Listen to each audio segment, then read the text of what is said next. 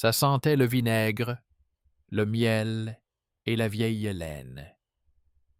Dans la cour étroite, où séchaient sur des cordes les serviettes du hammam, les voisins adultes discutaient en regardant la poussière près des marches. Dans la maison d'en face, le mari expliquait aux anciens que ces mesures strictes étaient censées être thérapeutiques, que dans le lit, la maladie se soignait par la discipline et non par les mots. Derrière le mur, des tasses en argile s'entrechoquaient doucement.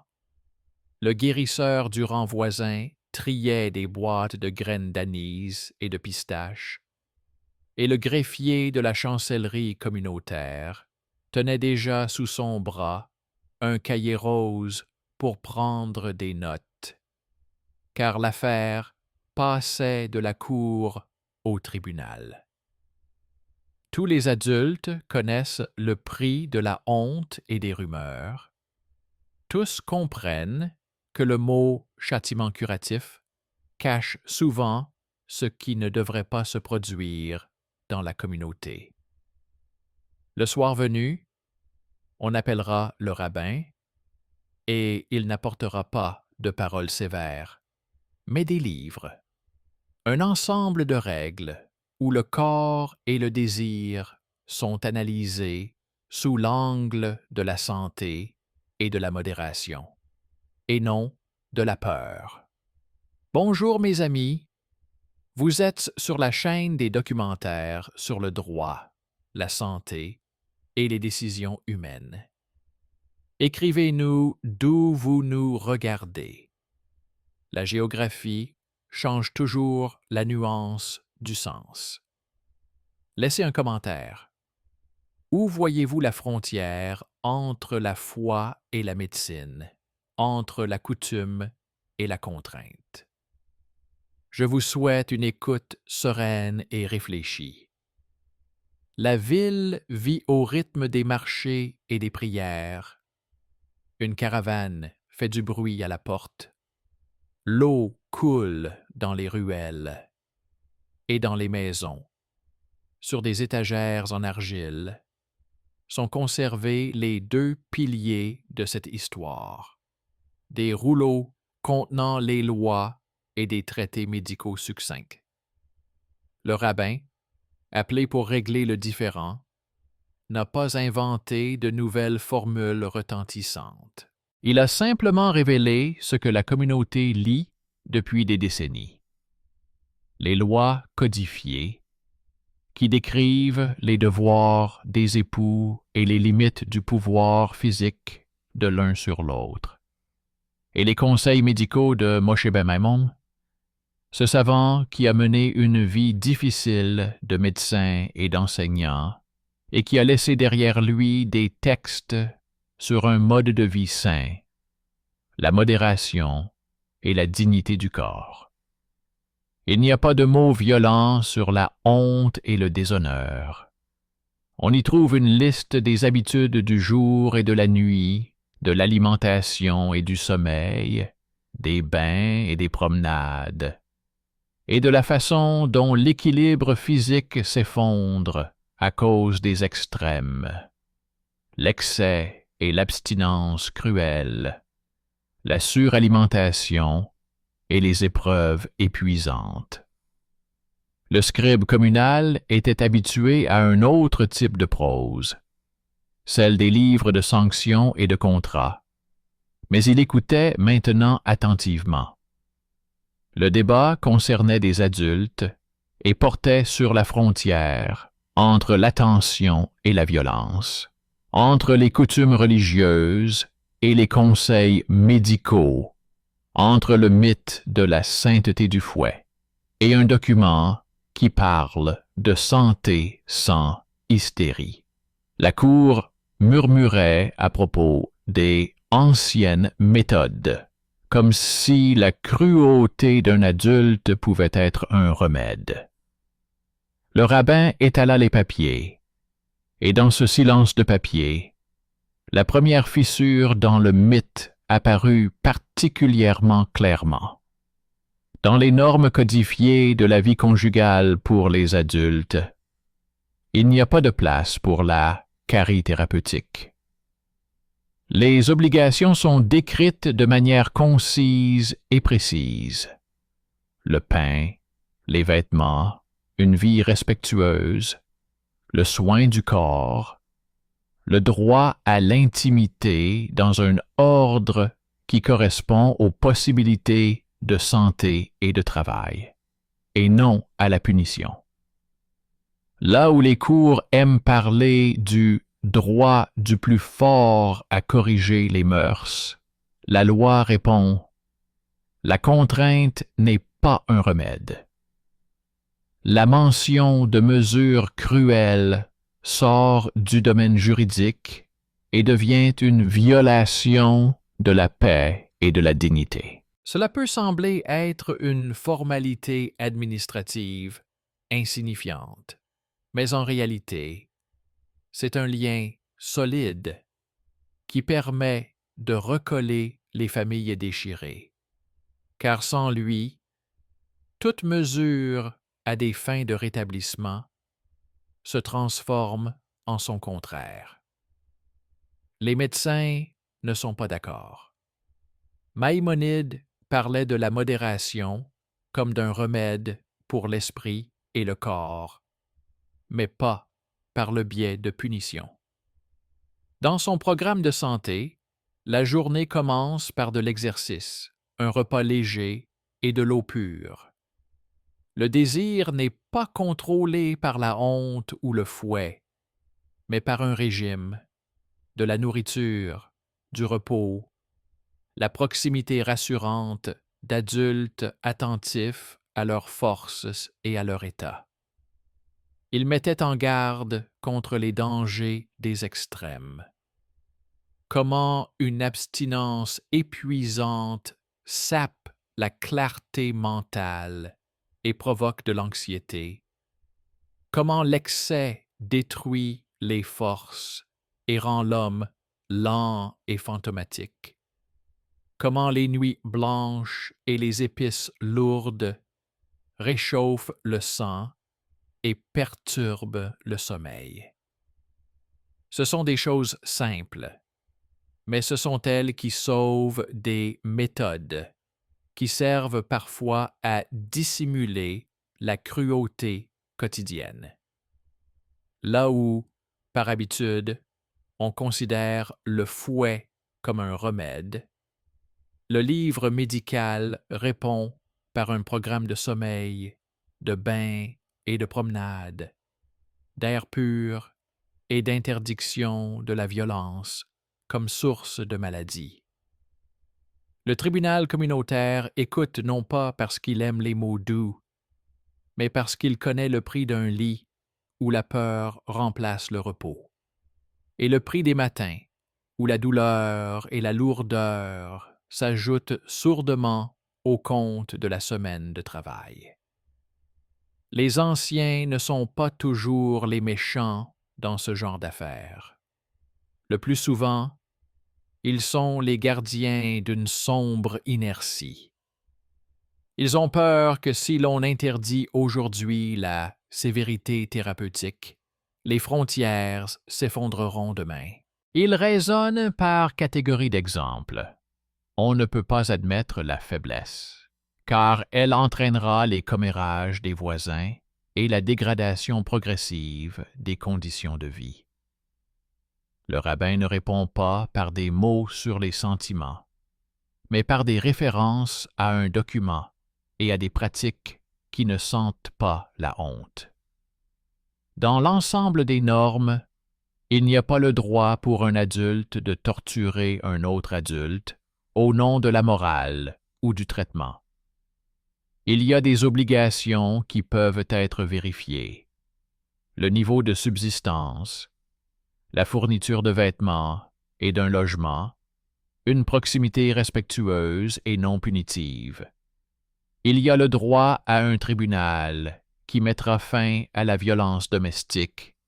Il y a le recours aux conseils médicaux, où la santé se mesure par le sommeil, le pouls l'alimentation et le rythme quotidien, et non par les ecchymoses et le silence après les cris. Lorsque les anciens parlent de mauvais exemples, le rabbin évoque un autre souvenir, les listes de la caisse fraternelle, où figurent les frais de traitement des adultes rendus malades par les extrêmes de la honte et des privations. Ces tableaux ne sont pas éloquents. Ils indiquent simplement l'argent et les semaines pendant lesquelles une personne n'a pas travaillé parce que la correction détruisait son corps. Le mythe selon lequel la religion interdirait tout et aimerait punir dans la chambre à coucher s'effondre face aux faits. Dans les lois codifiées, la vie conjugale des adultes est protégée de l'ingérence des autres précisément parce que la dignité est considérée comme faisant partie du monde. On exige de l'homme une attention raisonnable et non un ascétisme théâtral. Le rabbin ouvre un autre chapitre où la modération est désignée comme la voie centrale que suivent l'esprit et le corps. Sur cette voie, il n'y a pas de place pour les épreuves où un adulte fait d'un autre un cobaye sous le prétexte de la purification. Et lorsque son opposant évoque les vieilles histoires de punition pour la conscience, le rabbin répond aux personnes testées. Dossiers médicaux d'adultes souffrant d'anxiété, d'insomnie, de perte de poids après des jeûnes imposés sans contrôle médical. Les notes sur les échecs qui se sont produits après les semaines de discipline. Les témoignages sur la façon dont la honte et la perte de force se sont accrues dans ces foyers. Toutes ces choses semblent ennuyeuses, mais pour la communauté, elles sont une question de survie. Une facture d'hôpital est plus convaincante qu'un cri. Dans de telles affaires, le tribunal ne se livre pas à un spectacle, mais à une procédure. Des témoins adultes confirment que la pression était dissimulée sous des discours sur le traitement, que la punition était présentée comme un cours obligatoire et que toute tentative de refus était qualifiée de mauvaise influence de la ville. Le greffier communautaire retourne son cahier et note non pas les cris, mais les faits. Quand, où, par qui, ce qui a été affirmé, qui a vu les traces de pression, qui a entendu les promesses de s'amender. Ensuite, le rabbin sort un autre livre fin. Un règlement médical où, pour le corps adulte, sont prescrits non seulement des mots polis, mais aussi des choses pratiques. De l'air pur, une alimentation modérée, un sommeil paisible, promenade avant le crépuscule, visite au bain, interdiction des extrêmes, en particulier sous le couvert de la rigueur religieuse, car les extrêmes brisent la stabilité et rendent l'homme dépendant. C'est là le deuxième tournant du débat. Il s'avère que la tradition religieuse, invoquée comme source de méthodes punitives, soutient en réalité l'idée médicale de modération, et non la cruauté quotidienne. À la table des anciens, on entend murmurer des mots sur la crainte du mauvais exemple. Mais le monde ne vit pas dans la peur, mais selon des règles. Les lois codifiées stipulent le droit d'un adulte à une intimité respectueuse et le devoir d'un autre adulte de la garantir sans violence. Les devoirs domestiques, où l'attention se mesure en pain, en vêtements, en temps et non en humiliation. La procédure à suivre pour saisir la justice si la situation à la maison devient dangereuse. Il n'y a pas de formule inventée pour la punition thérapeutique. Il y a d'autres possibilités. Une suspension temporaire, une conversation avec un médecin, des mesures pour réduire les dommages, le soutien de la fraternité, qui prend en compte les dépenses et les jours où la personne ne peut pas travailler. Les anciens grimacent à l'évocation du mot « dépenses », mais ce sont précisément l'argent et les affaires qui les obligent à renoncer au mythe. La communauté paie 2 fois pour l'agressivité, avec les corps des adultes et avec de l'argent. La communauté a donc le droit d'interdire ce qui ruine sa santé et ses finances.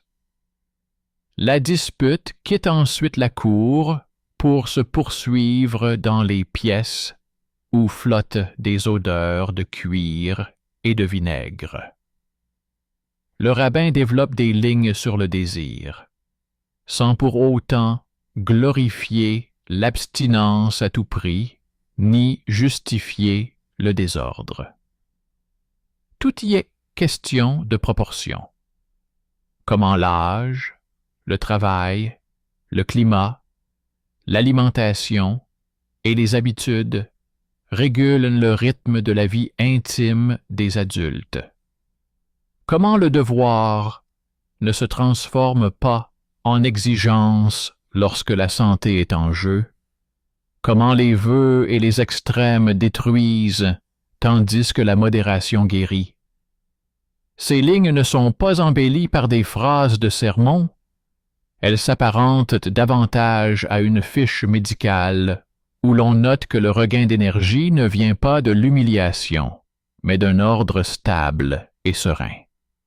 Pour les cours habitués à vivre de mythes, cela sonne comme une douche froide. Il s'avère que ce ne sont pas le fouet et la honte, mais une pratique claire qui rend une maison habitable. Le tribunal communautaire impose des mesures temporaires qui n'ont rien de théâtral. Les adultes se répartissent les tâches quotidiennes de manière à éliminer la pression. Le médecin prescrit un horaire de sommeil et de repas, des bains et des promenades. Le rabbin impose l'obligation de renoncer aux punitions thérapeutiques comme à une action sans fondement religieux et nuisible à la paix. À cela s'ajoute une autre obligation. Ne pas priver un autre adulte d'une proximité respectueuse sous prétexte de promesses strictes, si la santé et le travail permettent un rythme normal. C'est là que se révèle la 3e faille du mythe. En s'appuyant sur les normes religieuses et la médecine, la communauté ne protège pas la liberté capricieuse de certains, mais la stabilité du foyer, où les adultes ne deviennent pas des cobayes. Et même si l'imagination sombre est attirée par les images de cartes purificatrices, les documents et les règles de santé disent exactement le contraire. À la fin de la journée, le scribe répand du sable sur les lignes fraîches, et au bas de la page apparaissent des mots froids sur les conséquences.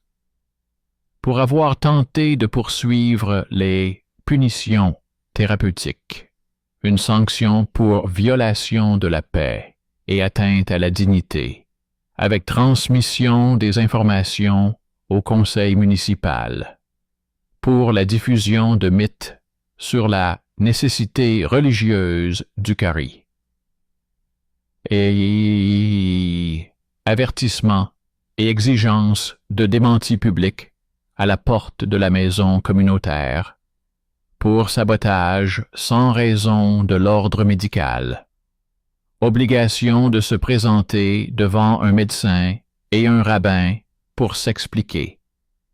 Ces formules semblent austères, mais elles en restent l'essence. Les adultes vivront selon la raison et selon la loi, et leurs corps ne deviendront pas le terrain d'une lutte pour le pouvoir menée par des étrangers sous le couvert de la morale. La nuit apporte la fraîcheur, les chaudières du hammam refroidissent, et la cour, où l'on chuchotait le matin à propos de la rigueur thérapeutique, se vide. Des rouleaux sont posés sur un banc contre le mur, et si l'on regarde attentivement leurs lignes, on entend l'air changer. Il ne s'agit pas ici d'un conte sur une religion de fer qui punit tout ce qui vit. Il s'agit d'une dispute silencieuse et tenace entre le mythe et le document, entre la peur et l'ordre, entre le confort des puissants et la santé des adultes. Le rabbin qui a apporté ce silence n'a pas prononcé de paroles fortes. Il a posé sur la table des livres où le corps n'est ni une honte ni un outil d'éducation, mais un don qui exige de la modération. Et le premier jour de cette affaire s'est terminé non pas par une victoire ou des cris, mais par un souffle. La maison où l'on cherchait le matin une justification à la cure a reçu à la place un papier, un ordre et une frontière à ne pas franchir. Car derrière elle, la maladie recommence. Dans l'après-midi, il est devenu évident que la dispute s'était propagée dans tous les recoins de la vie communautaire. Dans les magasins, on discutait à voix basse. Dans la file d'attente pour le bain, on discutait de la sévérité, comme s'il s'agissait d'assaisonnement pour la soupe. Et à la caisse fraternelle, on demandait de mettre de côté l'argent supplémentaire pour les frais médicaux imprévus. Le scribe étala sur la table les rouleaux et les cahiers de manière à ce que les différents mondes se côtoient. Le code des devoirs des époux adultes, les règles de santé avec des mises en garde contre les excès, les livres de comptes de la confrérie, où étaient déjà inscrites des lignes sur les onguents, les herbes et les nuits, où des bénévoles veillaient au chevet des malades, surveillant leur respiration. Le rabbin ne fronçait pas les sourcils et n'élevait pas la voix. Il travaillait comme un médecin qui prend le pouls. D'abord, la loi sur le pain, les vêtements et la proximité respectueuse des adultes. Puis, les règles de modération. Puis, le langage sec de la comptabilité, montrant le prix des habitudes que l'on aime justifier par les mots ordre et réveil de la conscience. Entre ces pages se brisait le premier mythe, selon lequel la norme religieuse exigeait une discipline sévère dans la chambre à coucher. Le code ne contient pas de tels mots, et le régime de santé indique clairement: les extrêmes corrompent l'esprit, brisent la stabilité physique, confondent le désir avec la punition et transforme la maison en une salle de hôpital sans espoir de tranquillité. Le tribunal a consigné les preuves, car il connaissait la valeur des vaines lamentations. Si l'on ne lit pas la conversation au papier et à la stabilité physique, les vieilles habitudes prendront le pas sur la raison. Les anciens se sont d'abord accrochés à la défense de la peur.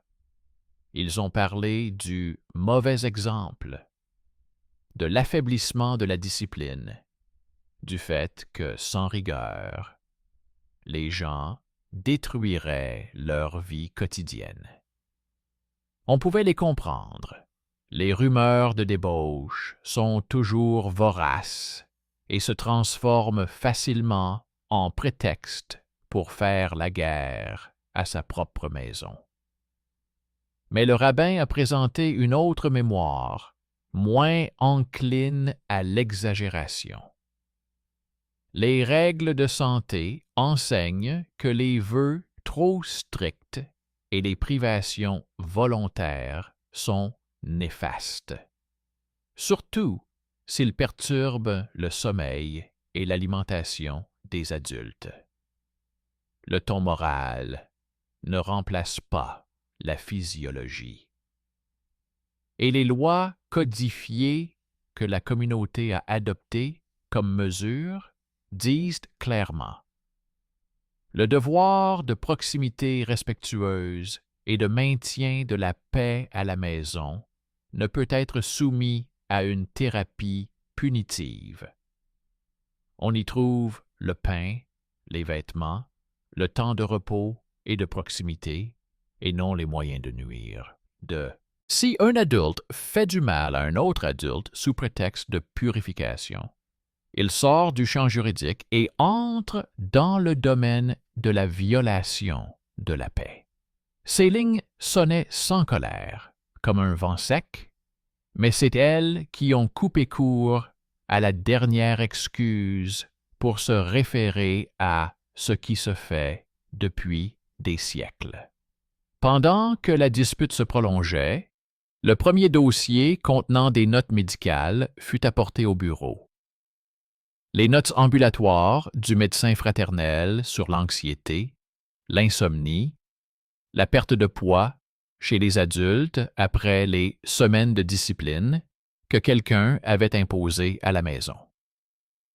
Les scènes n'étaient pas décrites, seulement les symptômes, le régime, les décoctions, les dépenses et les jours où la personne ne pouvait pas travailler. Le dossier était accompagné de relevés comptables. Chaque semaine de ce type coûtait à la communauté de l'argent et de l'énergie, et la maison perdait de sa stabilité, car les adultes ne pouvaient pas exercer leur métier. Ce fut le deuxième tournant. L'argent rendait visible ce qui, auparavant, faisait l'objet de débats moraux. Les calculs et le calendrier sont plus convaincants que les fables. Le mythe de la rigueur thérapeutique transforme la communauté en hôpital et les mains fraternelles en garde de nuit permanente, là où le sommeil aurait dû régner. À ce moment-là, le mari, dont les méthodes avaient déclenché la dispute, a tenté de s'appuyer sur des récits provenant de quartiers éloignés, où l'on sauve prétendument ainsi l'honneur. Il a raconté de vieilles histoires et cité des extraits de sermons où l'on parlait de pureté morale. Le rabbin a répondu avec la même froide précision. Les anecdotes ne sont pas des sources, mais des bribes sans auteur et sans vérification. Les sermons qui appellent à une extrême rigueur au détriment du corps et du monde vont à l'encontre des règles de santé et du devoir codifié des adultes de vivre sans violence. Il a rappelé que même pendant les saisons rigoureuses, les livres religieux prévoient des exceptions pour préserver la santé. Et là où ils prescrivent l'abstinence, ils prescrivent également la modération et le souci des plus faibles. Dans le mythe contre le papier, c'est le papier qui a gagné. Aucune source reconnue par la communauté n'a été trouvée où les punitions thérapeutiques étaient la norme.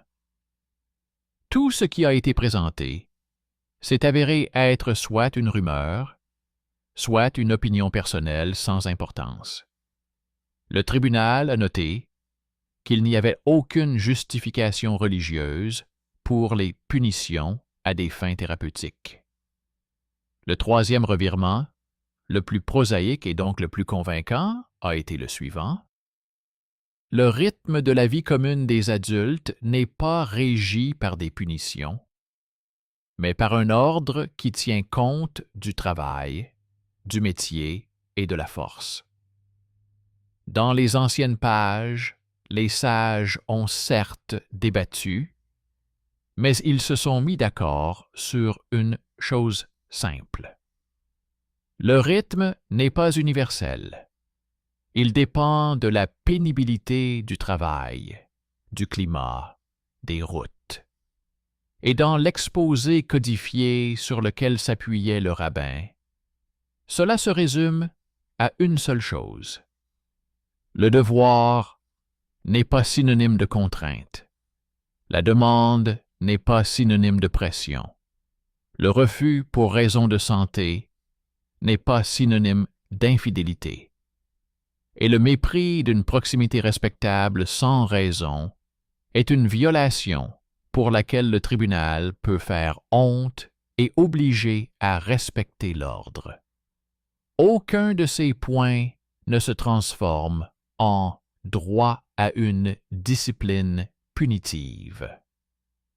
En revanche, chacun se transforme en obligation de se mettre d'accord, de consulter un médecin, de réorganiser sa vie quotidienne afin de ne pas la détruire.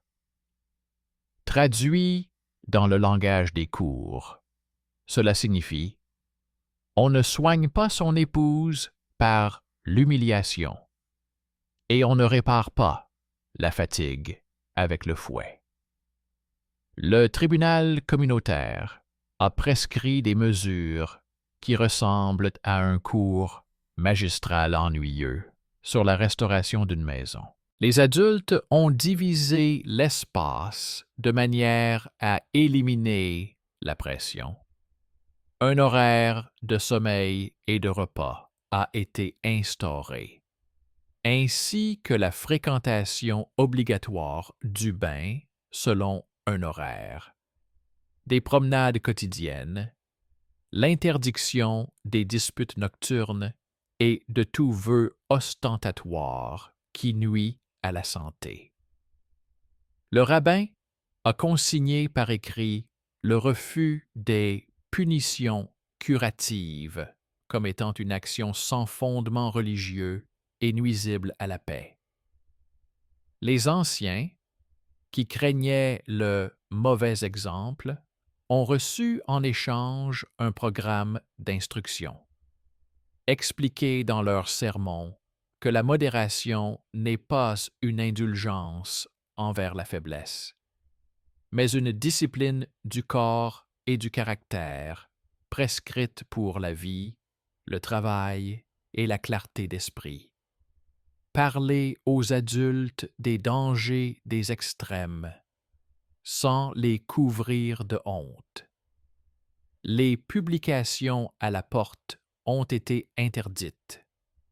La communauté a refusé d'alimenter le marché avec la honte des autres. À la place, une série de discussions privées pour adultes a été organisée, au cours desquelles les règles de santé et les normes codifiées ont été lues à haute voix et expliquées sans cri. Les habitudes cliniques ne se sont pas abandonnées si facilement. Le lendemain soir, dans les bains publics, on a commencé à dire que la sévérité avait soi-disant baissé. Le beignet, habitué aux confessions sous la vapeur, se contentait de secouer la tête et de poser sur l'étagère un rouleau contenant les nouvelles règles.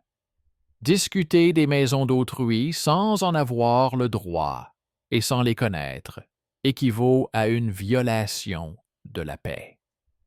Le gardien à la porte de la maison communautaire avait le droit d'inscrire les noms des auteurs de rumeurs malveillantes et de les convoquer pour qu'ils s'expliquent.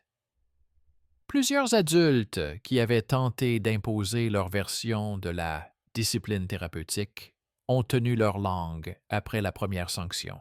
Au bas de la feuille contenant les décisions, il y avait non seulement l'interdiction de la punition, mais aussi une nouvelle ligne de défense. L'interdiction des rumeurs dissimulées sous le mot jalousie et la limitation de la honte publique, là où un examen personnel et un programme médical suffisaient. Parallèlement, le régime de santé a soumis à son autorité l'appartement et le portefeuille. La confrérie a fourni de l'huile pour les massages après le bain, certaines herbes pour les infusions, et 2 feuilles vierges avec les notes du médecin sont apparues dans le dossier. Changer l'heure du dîner, réduire les épices lourdes, ajouter une promenade le soir pendant les journées chaudes, se lever plus tôt et sortir à la lumière du jour. Pour les personnes habituées à compter, cela ressemblait à un programme pour enfants. Mais le guérisseur a noté le poids et la respiration. Après quelques semaines, le sommeil paisible est revenu, l'anxiété s'est dissipée et la maison a cessé de grincer comme une charrette surchargée. Il n'y avait pas de miracle dans cet emploi du temps, mais une discipline de modération, à laquelle le rabbin les amenait à travers des documents. Et c'est là que le 4e mythe, caché plus profondément que les autres, s'est effondré. Celui selon lequel une proximité respectueuse et la santé ne concernaient pas la communauté. Il s'est avéré qu'elle la concernait directement. Lorsque les adultes vivent selon un régime de modération, les dépenses liées aux veillées nocturnes interminables et aux remèdes contre les tremblements nerveux disparaissent, et les mains ouvrières retournent à leur métier. Le tribunal a abouti à une formule qui semblait trop calme pour un sujet aussi bruyant. Les adultes se sont vus interdire toute punition au lit sous prétexte de traitement. Ils ont été obligés de suivre un régime de santé tenant compte de leur métier, de la saison et de leur force.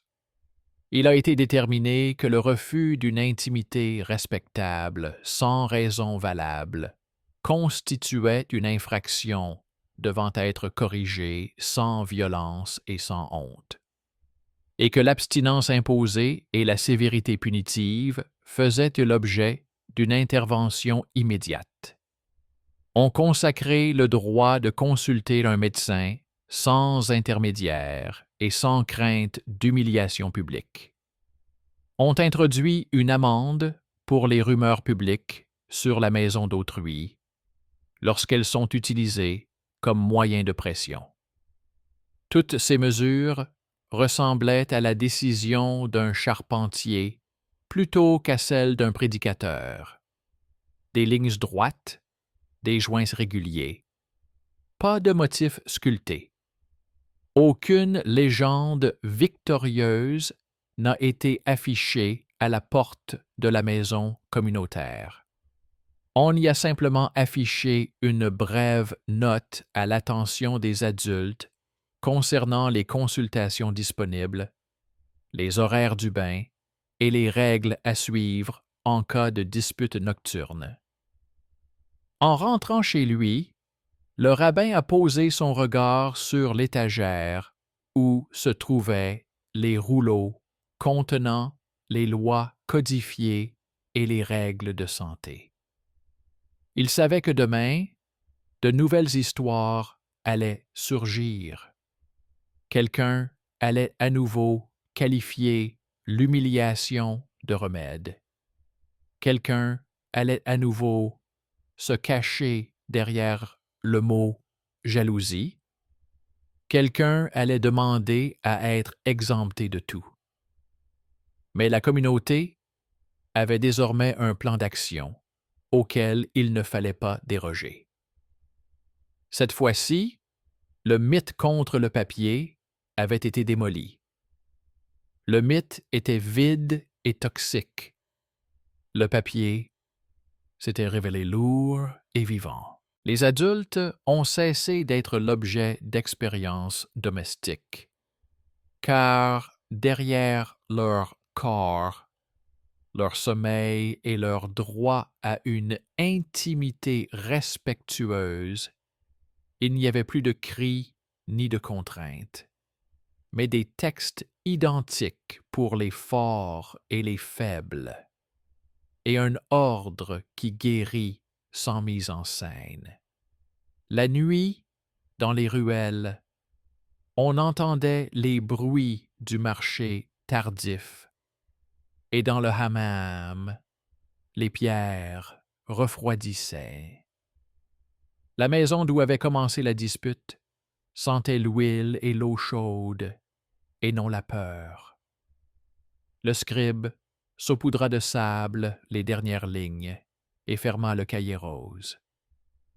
Il n'avait pas besoin d'inventer des mots savants.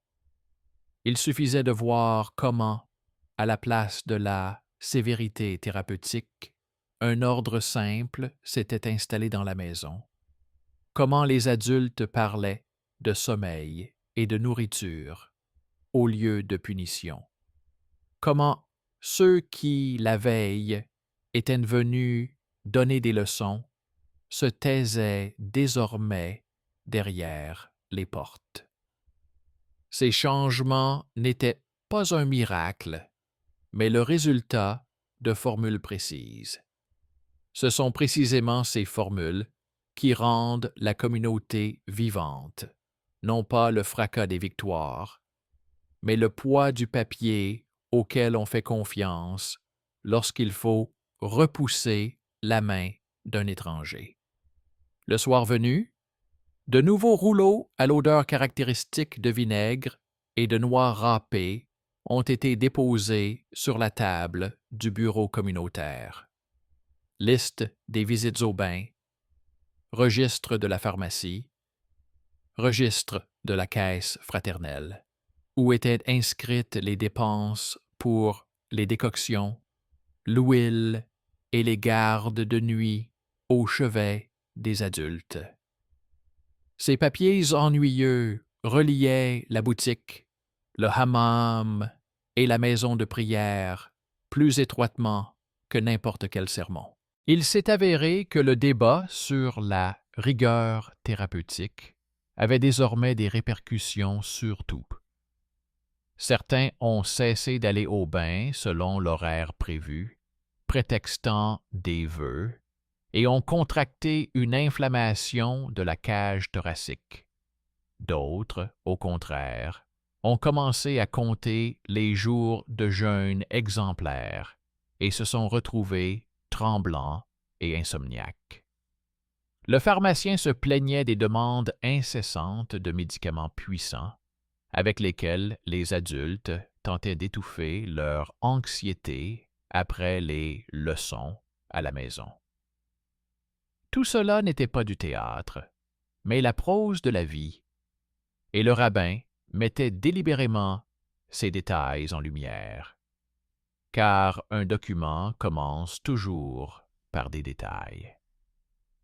Il disposait les rouleaux de manière à ce que ce ne soient pas les rumeurs qui occupent le centre, mais les faits vérifiables. Les obligations codifiées des adultes dans la maison, les règles de santé avec des mises en garde contre les excès et les livres de comptes, où le prix des habitudes s'inscrivait méthodiquement, ligne après ligne.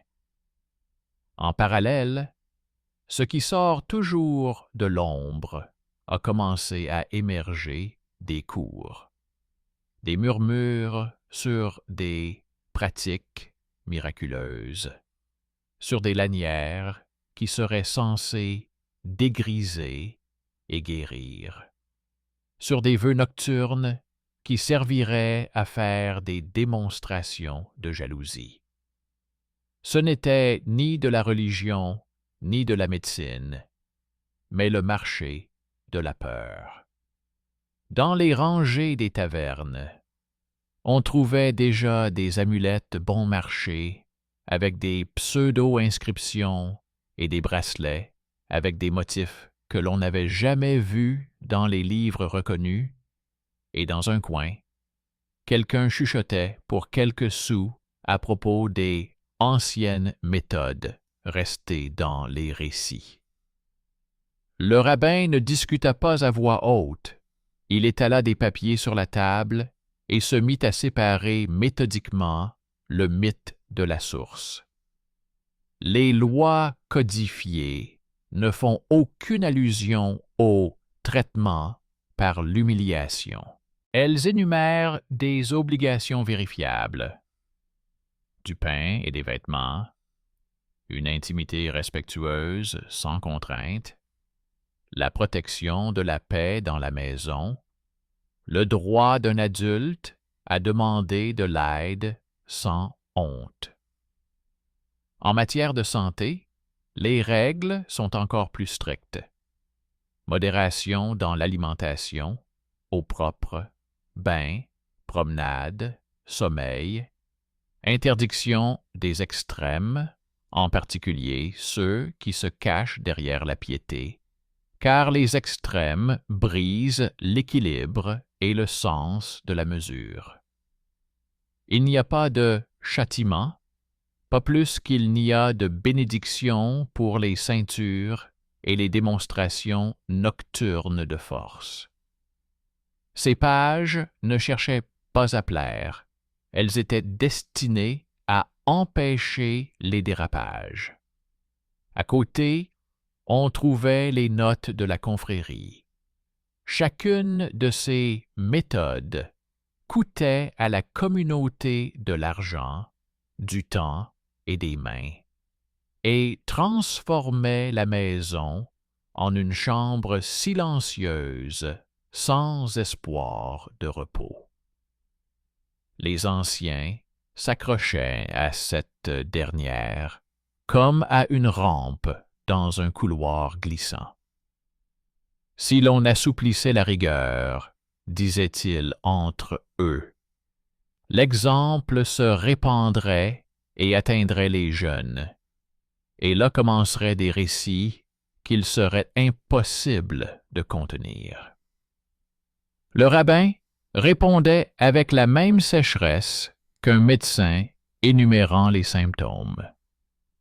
La norme religieuse préserve les limites, mais ne bénit pas les coûts.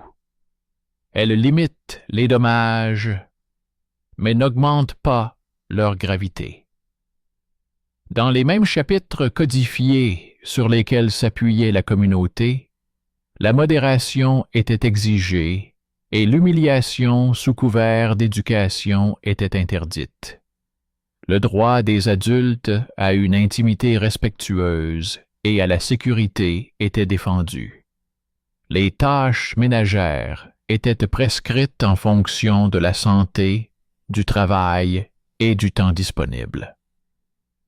il a ajouté une autre couche dont on se souvient rarement jusqu'à ce que le malheur frappe.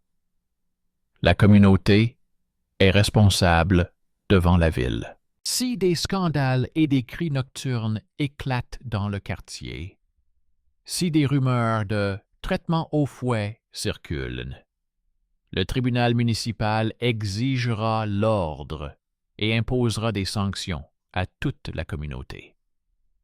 Il ne s'agissait pas d'un argument théologique, mais politique.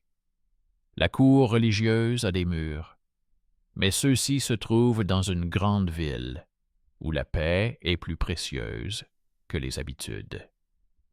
Et cette réalité laissait moins de place aux excuses pour les anciens. L'affaire a ensuite pris une tournure où le mythe s'étouffe généralement, celle des noms et des sceaux.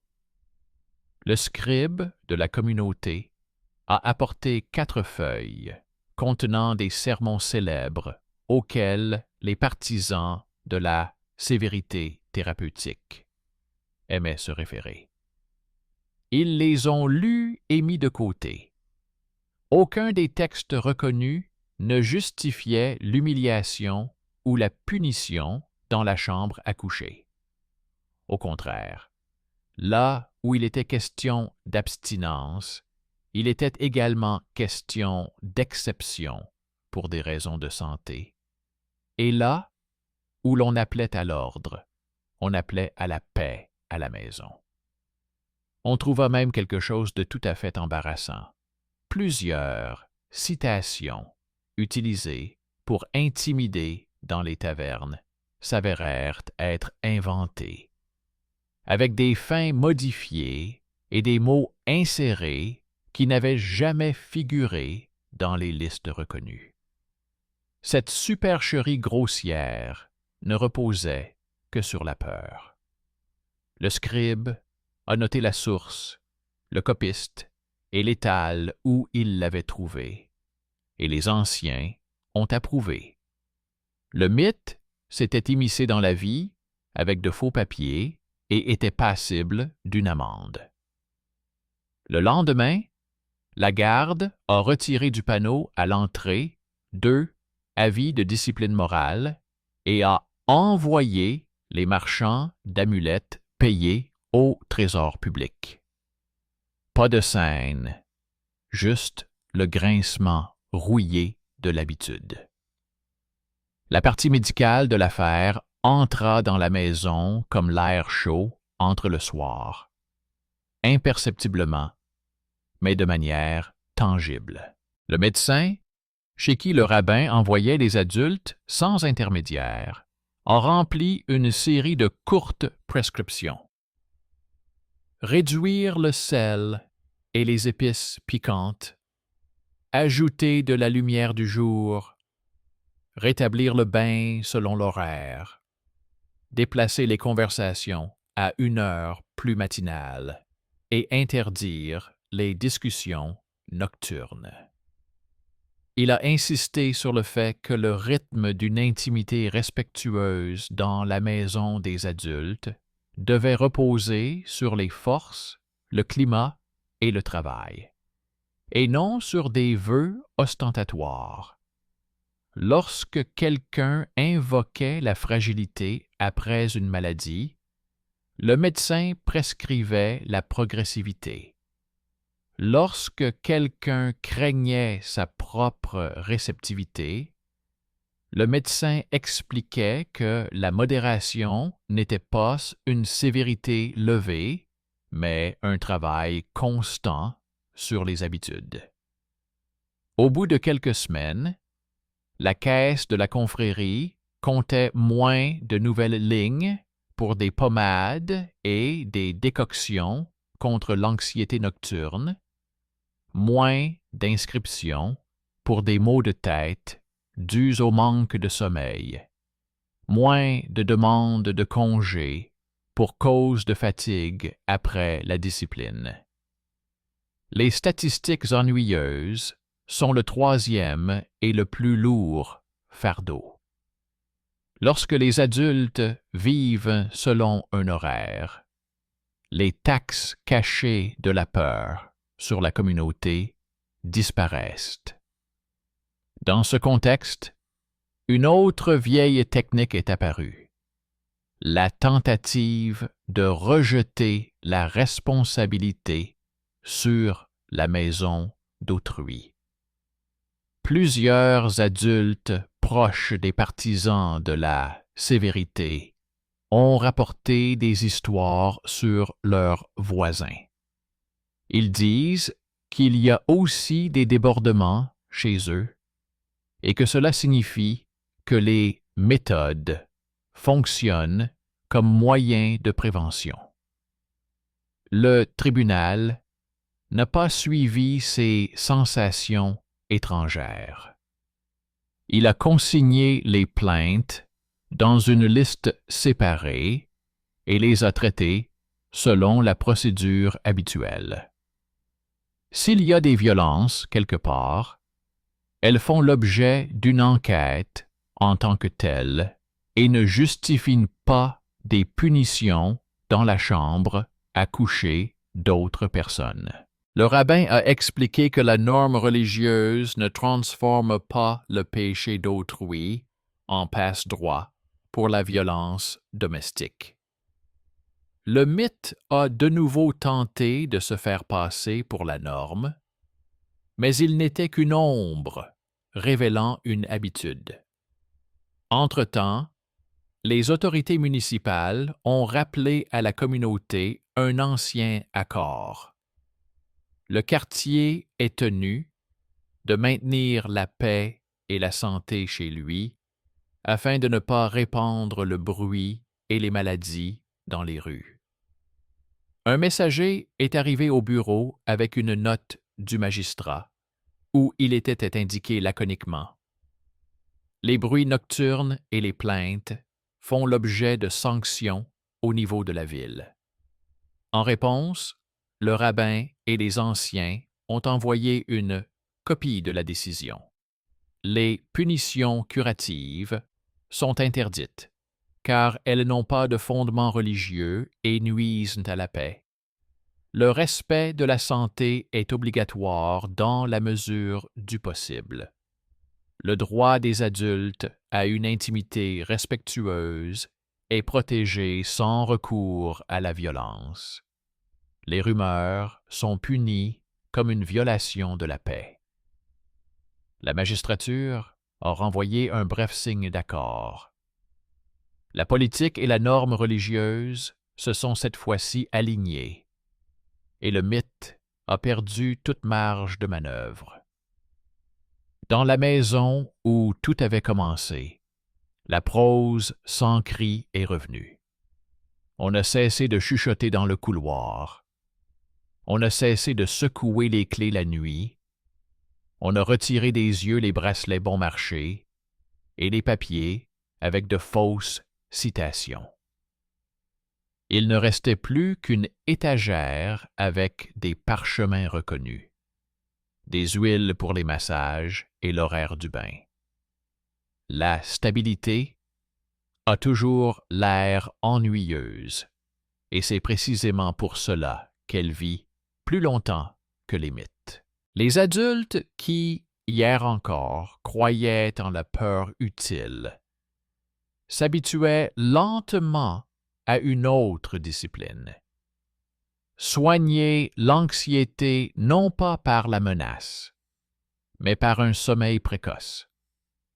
Retrouver la vigueur non pas par la privation, mais par un travail normal et une promenade.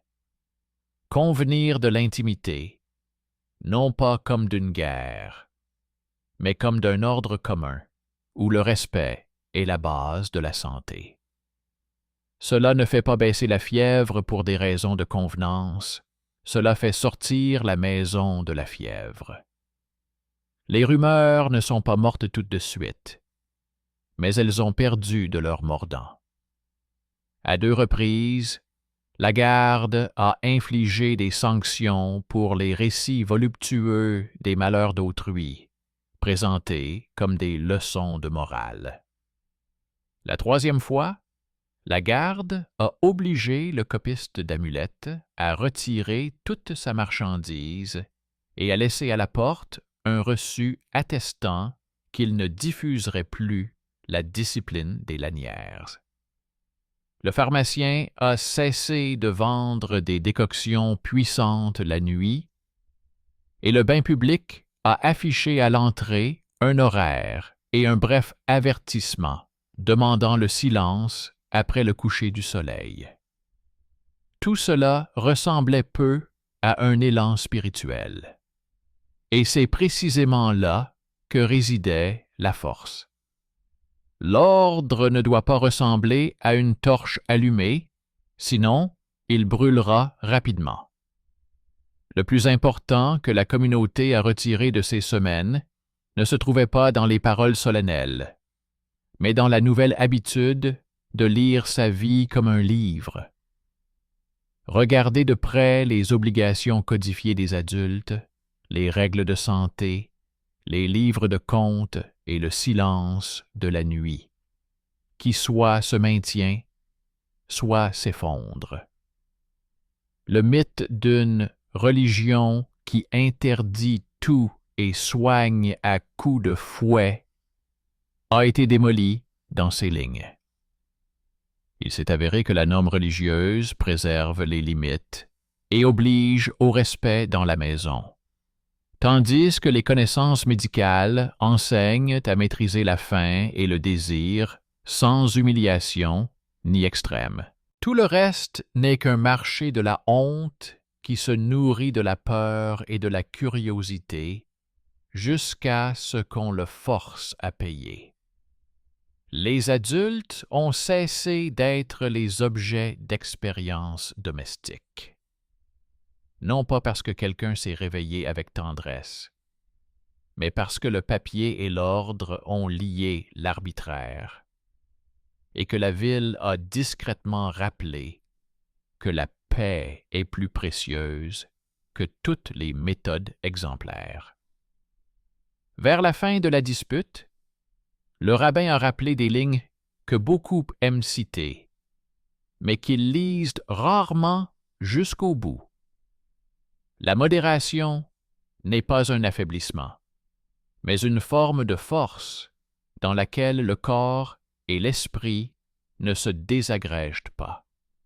Elle exige du travail, pas de coups. De la discipline le jour, pas de tempête la nuit. D'une nourriture saine, et non d'une douce vengeance au lit. Cette idée transcende toutes les villes, car elle se compose de choses qui ne se vendent pas au marché, de l'eau pure, de la lumière matinale, du silence après le coucher du soleil, d'huile pour les massages, d'un petit nombre d'épices et de l'interdiction de se disputer lorsque le corps est fatigué.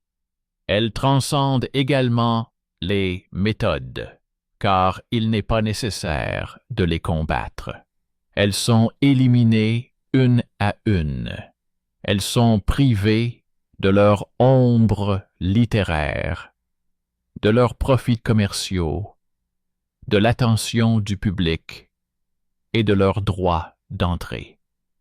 Lorsque le dernier soutien disparaît, la méthode s'effondre sans bruit. Dans le cahier rose du scribe, la dernière ligne était sèche. Affaires classées, mesures en vigueur, réexamen après un délai convenu, consultation accessible aux adultes sans intermédiaire. Pour ceux qui aiment les feux d'artifice, ce n'est rien. Pour la communauté, c'est la brique la plus lourde qui retient le barrage. Derrière le seuil, la vie suivait son cours. L'artisanat bourdonnait, le bain fumait à la tombée de la nuit, la pharmacie sentait les herbes, et seule une corde vide pendait près du banc des amulettes, sur laquelle se balançaient encore récemment des lanières et des bouts de papier avec de fausses citations. Leur absence était le meilleur sermon sur l'ordre saint, qui ne fait pas honte et ne tourmente pas, mais redonne le souffle aux adultes, laissant aux mythes leur seule place honnête, la poussière sur l'étagère. À la date de la deuxième inspection, l'encre des anciennes lignes des livres de la caisse fraternelle avait presque séché et de nouvelles colonnes s'étaient ouvertes. On y trouvait des huiles pour les frictions, de l'eau chaude pour le bain, des infusions que le médecin prescrivait aux adultes dans la mesure de ses moyens, et des notes sur les promenades au coucher du soleil. Le scribe disposa ses papiers à côté des obligations codifiées des domestiques et du règlement sanitaire, comme on pose un plancher plat sur un sol meuble. Entre les pages, le sel avec lequel le pharmacien avait séché le papier craquait, et dans un coin, près de la grille, des sandales bruissaient doucement. La garde avait inscrit les nouveaux noms de ceux qui perturbaient la paix avec leurs conversations nocturnes sur les lits des autres. Ces noms étaient ceux d'adultes, chacun ayant un métier et des comptes à son actif, et ils devaient désormais lire les lignes préventives avec autant d'attention qu'ils avaient autrefois écouté les histoires de cours sur la sévérité thérapeutique. Le tribunal communautaire maintenait la ligne sans crier. C'est ainsi qu'on colmate une fuite lorsque l'eau n'a pas encore eu le temps de creuser la berge. À ce moment-là, le vieux brouillard habituel est revenu. Le marché a lancé une nouvelle vague d'amulettes et d'instructions réécrites, où une main imprimée promettait, pour quelques kopecks, un ordre rapide dans la maison. Le commerçant montrait des bandes avec des formules inventées, et en bas, en petits caractères, figuraient des noms étrangers, comme si quelqu'un voulait faire passer la contrefaçon pour une autorité. Le rabbin a réagi avec la même sévérité méthodique. Il a demandé au scribe de rassembler les listes reconnues et de les mettre côte à côte, feuille après feuille. La comparaison a tué l'illusion. Les mots falsifiés ne correspondaient pas aux textes sur lesquels la communauté s'appuyait depuis des années. Les livres où la modération physique était mise sur le même plan que la discipline quotidienne refusaient d'accepter le fouet sous le prétexte de purification. Dans les obligations codifiées des adultes de la maison, on continuait d'insister sur le pain, les vêtements, une intimité respectueuse sans contrainte, des discussions pacifiques et le droit de s'adresser à un tribunal et à un médecin.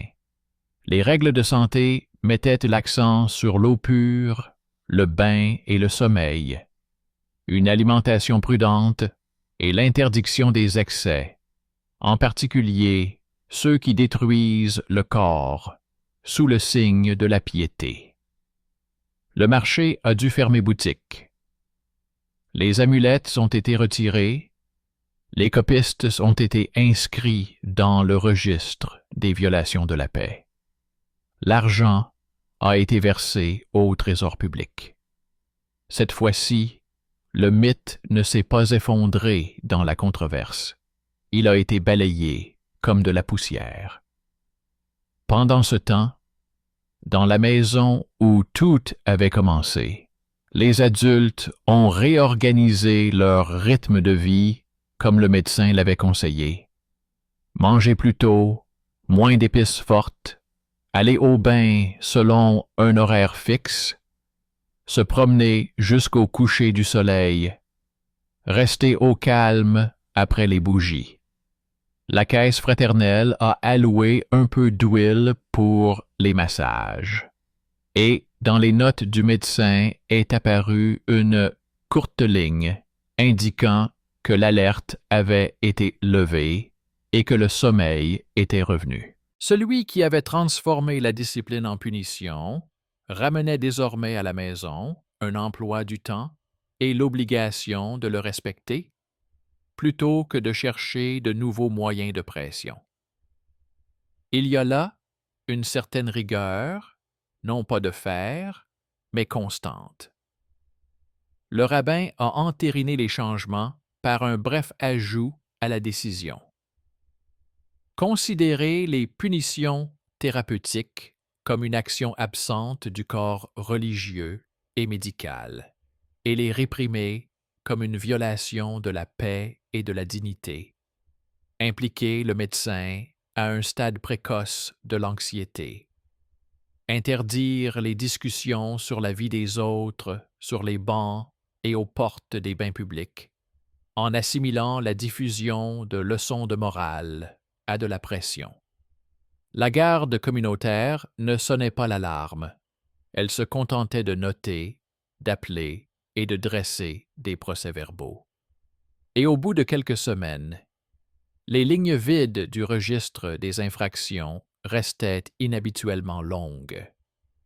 Les anciens, qui craignaient le mauvais exemple, ont reçu en réponse non pas un slogan, mais un programme éducatif.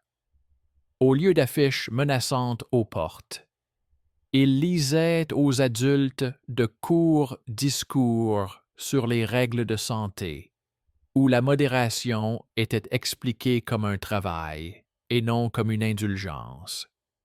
L'eau chaude comme remède contre la lourdeur nocturne, la lumière matinale comme antidote à la morosité diurne, le bain comme moyen d'évacuer l'excès de chaleur, une alimentation sans excès comme soutien à un esprit clair, une intimité respectueuse au rythme du travail et du climat comme protection de la paix dans la maison.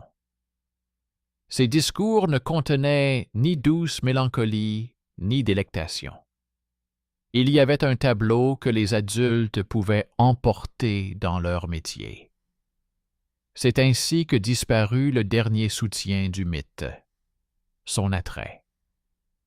Lorsque les gens ont reçu un schéma clair à la place d'une légende effrayante, même ceux qui aimaient la cité pour asseoir leur pouvoir ont cessé d'y croire. À l'approche de la saison des vents froids, le tribunal a procédé à la révision prévue des mesures.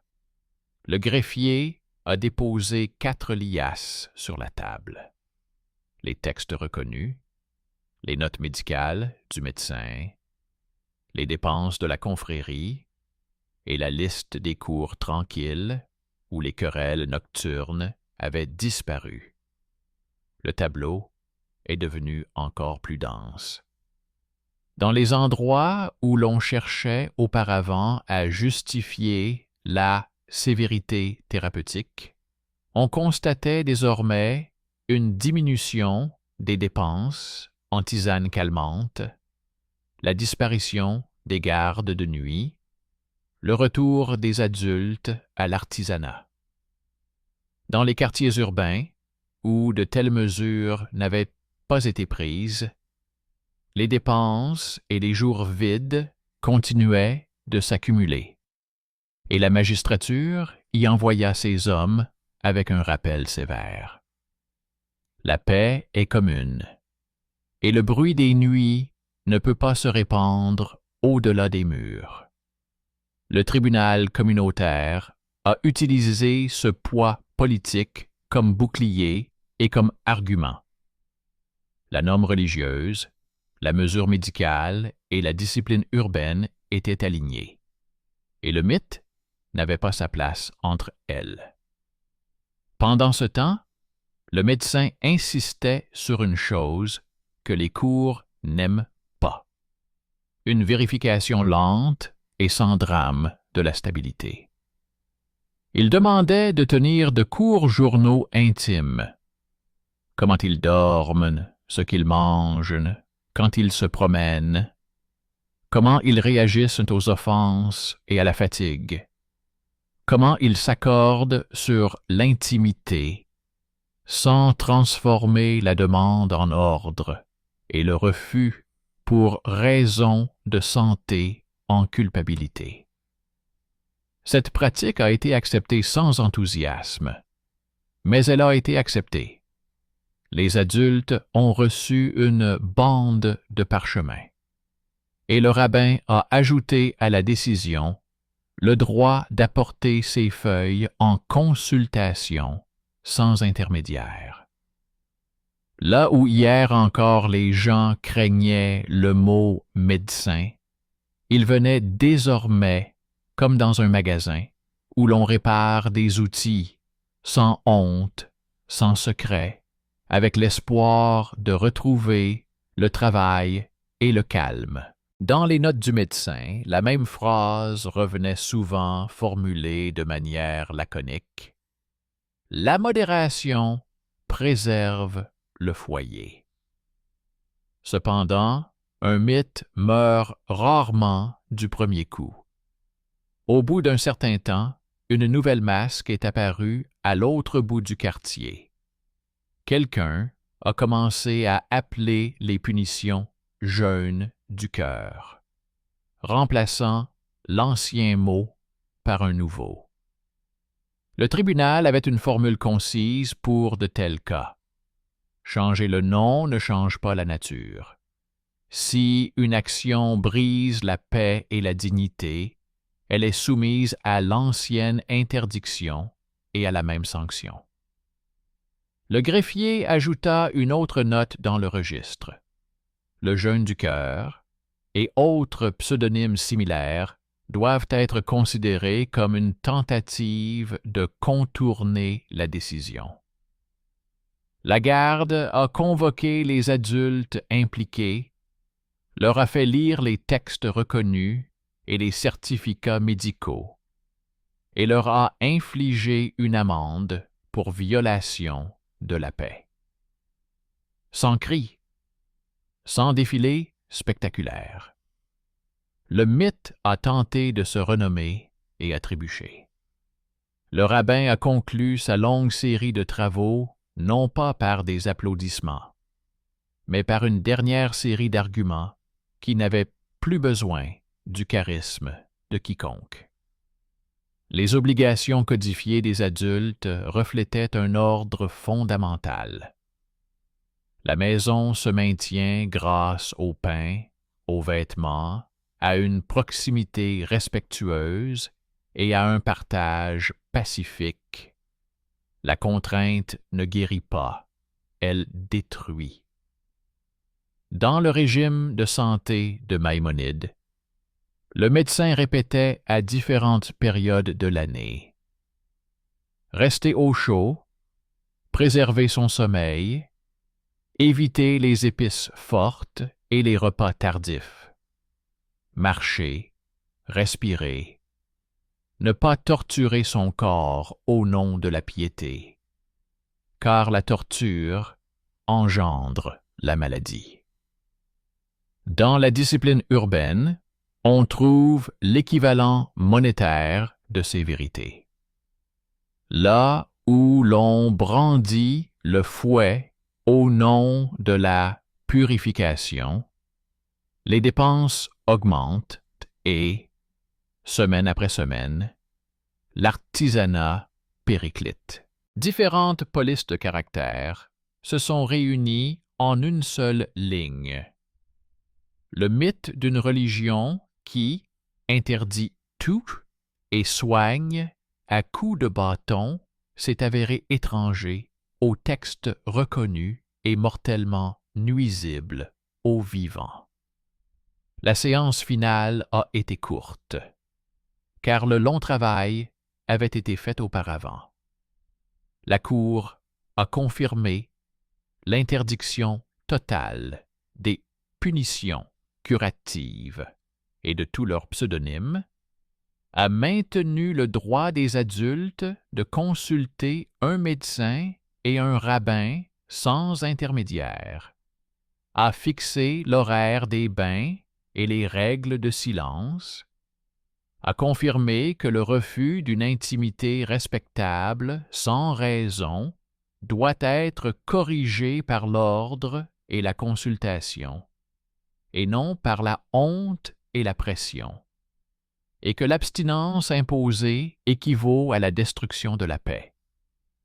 Pour la propagation de rumeurs, un coin vide près de la porte a été désigné, non pas pour la honte, mais pour les explications obligatoires à ceux qui aimaient enseigner aux autres.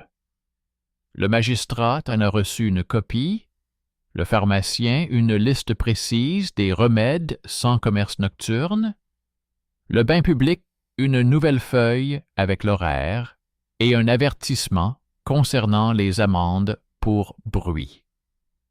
Le scribe a saupoudré les lignes de sable et a scellé la décision avec une lourde règle en bois afin qu'elle ne puisse pas être modifiée.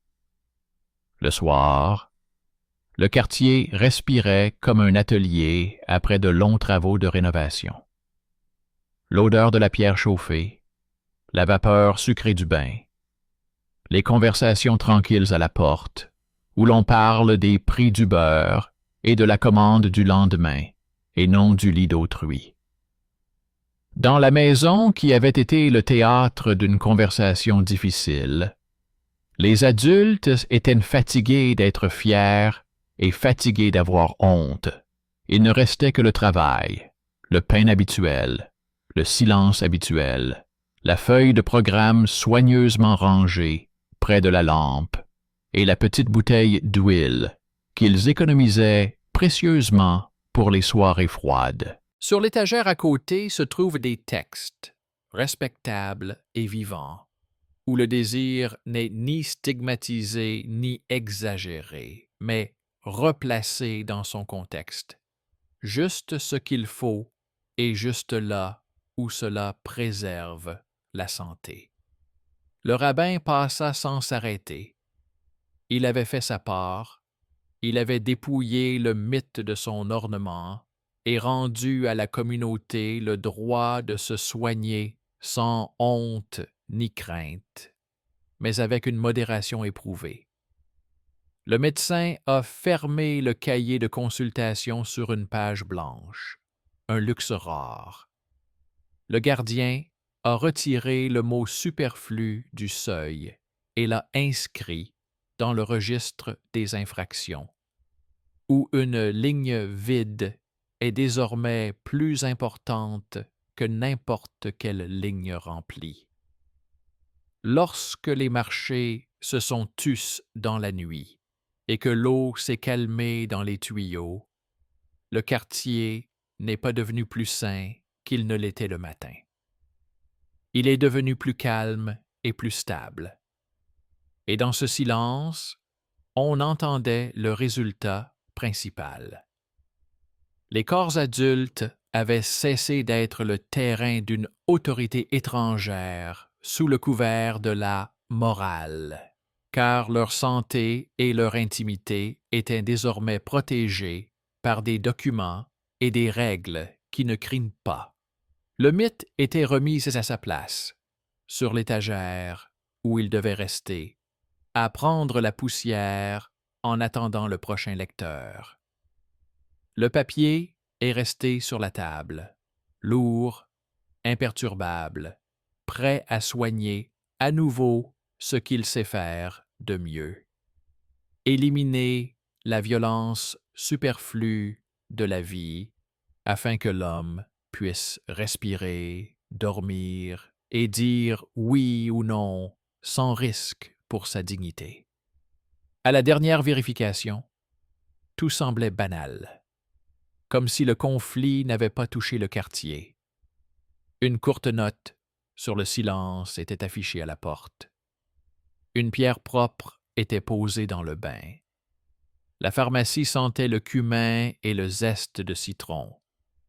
Et sur le bureau du scribe, le cahier rose aux pages vierges, un luxe rare pour une communauté habituée à payer pour les habitudes des autres, prenait une teinte sombre. Le garde a fait état du silence sans mot triomphant. Le médecin a apporté une note laconique indiquant que les nuits agitées étaient moins nombreuses. Et le rabbin a ajouté un autre mince recueil, des extraits de textes reconnus, où le corps et le désir sont maîtrisés non pas par le fouet, mais par la mesure et la raison. Tout ce qui se passait ici ne concernait que les adultes. C'est pourquoi chaque mot était empreint d'un sentiment de responsabilité et non de théâtre. Les anciens ont demandé une dernière chose: s'assurer que l'interdiction des punitions thérapeutiques ne se transforme pas en une échappatoire invisible. Le tribunal a ajouté à la décision une brève formule dépourvue de pathos. Tout changement de nom de l'ancienne cruauté par de nouveaux mots doit être considéré comme une tentative de contourner l'ordre. Les plaintes doivent être acceptées sans intermédiaire ni honte. Les règles de santé et les obligations codifiées à la maison doivent être considérées comme des instruments de paix d'égale importance. Cette sécheresse s'est avérée plus forte que tous les discours. Elle n'exigeait pas la foi, elle exigeait des actions.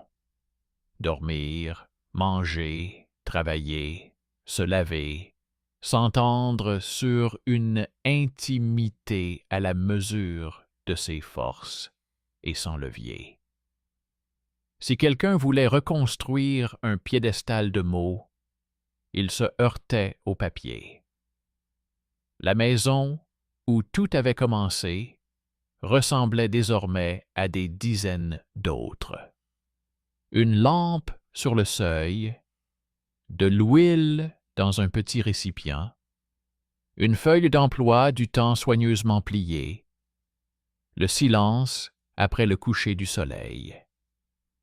Celui qui justifiait auparavant la cruauté portait désormais dans sa poche une note du médecin et gardait en mémoire le prix de l'insomnie d'autrui inscrit dans la caisse de la confrérie. Les voisins ont cessé d'écouter aux portes. La garde punissait ceux qui colportaient des rumeurs, et non ceux qui venaient demander de l'aide. Dans les boutiques, on discutait à nouveau de laine et de poivre, et non plus de la vie des autres. Pas de sainteté, juste de l'ordre. Au-delà du quartier, la ville a également réagi. La magistrature a constaté une diminution des plaintes et a inscrit la communauté sur une liste restreinte de cours où la paix règne sans représailles ostentatoires. Cela n'a pas donné lieu à des récompenses, mais a permis d'atteindre l'objectif pour lequel tout ce travail avait été accompli. Le droit de vivre sans pression extérieure dans la partie la plus vulnérable de la vie. Là où autrefois les mythes sur la sévérité purificatrice soutenaient le pouvoir des forts, il n'y avait plus que 3 piliers simples: des textes reconnus, des règles médicales et la discipline urbaine. On ne les aime pas parce qu'ils sont ennuyeux, mais c'est précisément eux qui retiennent l'eau derrière le barrage. Parfois, le mythe revenait dans les conversations au bain, comme une vieille chanson. Alors, le rabbin ne discutait pas.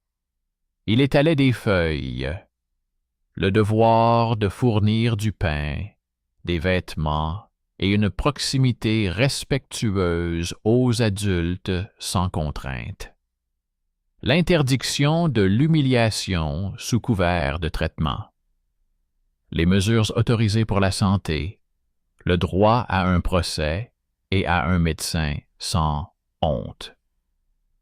Le médecin ajoutait son grain de sel, la modération comme un travail et non comme une indulgence, l'interdiction des extrêmes, l'eau chaude, la lumière tôt le matin, le silence la nuit, une alimentation normale, sans démonstration.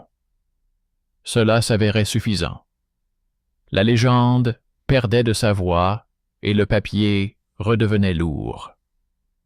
La fin n'était pas belle.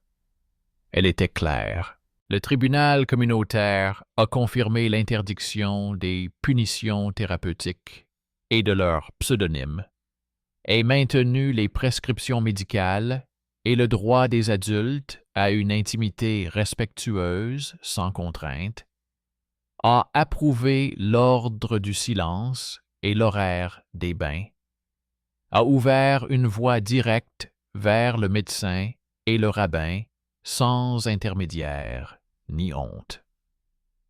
La Caisse fraternelle a réduit les dépenses liées aux gardes de nuit. Les boutiques ont retrouvé leur temps d'artisanat. Et dans le registre des infractions à la paix est apparue la ligne vide habituelle. Et elle est devenue plus importante que n'importe quelle longue exhortation.